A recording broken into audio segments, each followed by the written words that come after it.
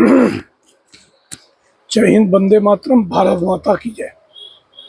राष्ट्रवाद की बात प्रहार के साथ आप सभी का हार्दिक स्वागत है। दोस्तों, आज की जो घटना है, ये घटना पश्चिम बंगाल में बीते दिन एक प्राइवेट मेडिकल कॉलेज में एक ओडिशा की रहने वाली छात्रा की गैंग रेप हुई।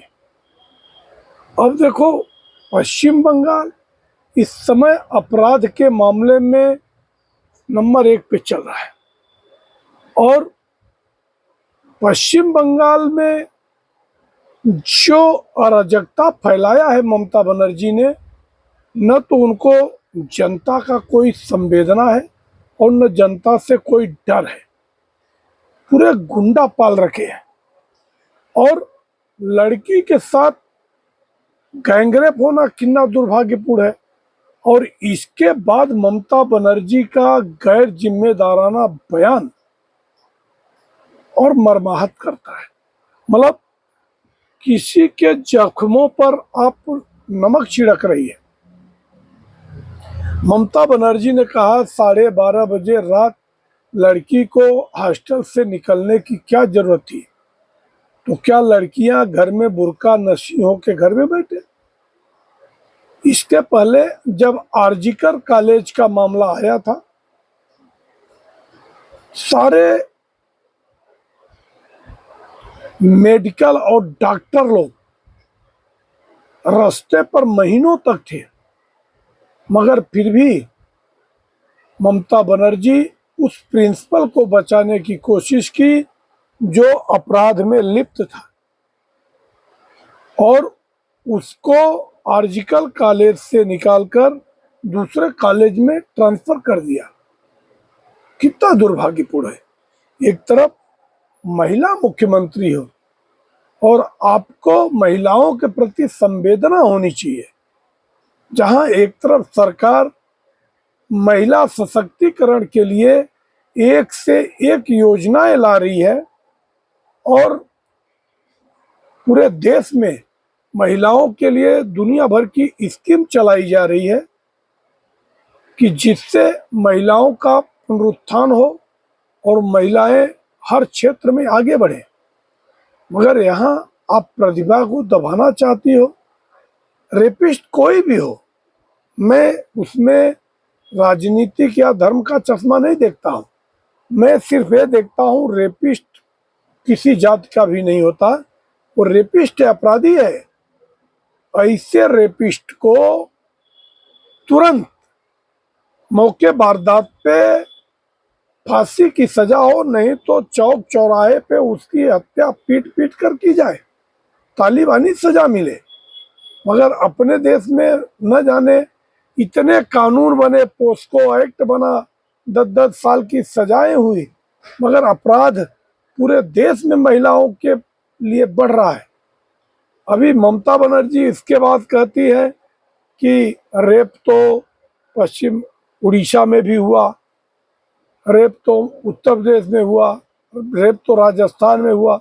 ये कह देने से आप नहीं बच जाएंगी। ये आपका निर्लज्जता है। आप एक महिला मुख्यमंत्री हैं, you must have to care about the all women. सारे महिलाओं की रक्षा सुरक्षा आपकी जिम्मेदारी है और अगर आप जिम्मेदारी नहीं निभा सकती हो तो आपको तत्काल प्रभाव से इस्तीफा दे देना चाहिए और कुर्सी छोड़ देना चाहिए कि हमारे बस का नहीं है, हम नहीं चला पाएंगे। मगर अपराध जो भद्र लोग कहा जाता था, इतने पढ़े लिखे लोग कहते थे बंगाली माथा, इतना पढ़ा लिखा भट्टाचार्य लोग, ये स्वामी विवेकानंद और बंकिम चंद्र चटर्जी, इन लोगों की धरती रही है। बंगला साहित्य और बंगला साहित्य को, बंगला संस्कृति को कहाँ विलुप्त करते जा रही हो। उसके बाद गैर जिम्मेदाराना बयान देती हो कि रात को लड़की क्यों निकलती है, तो लड़कियों को क्या अधिकार नहीं?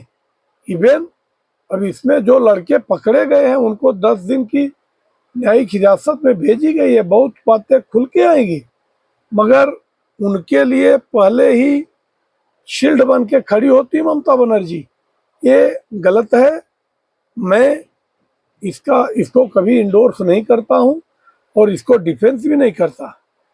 ऐसी महिला मुख्यमंत्री जो संवेदनहीन है, वैसे अब तो पश्चिम बंगाल की जनता को खुद सोचना चाहिए, इसका मूल्यांकन करना चाहिए कि ममता बनर्जी ने 15 साल में बंगाल को क्या दिया। लूट, हत्या, बलात्कार।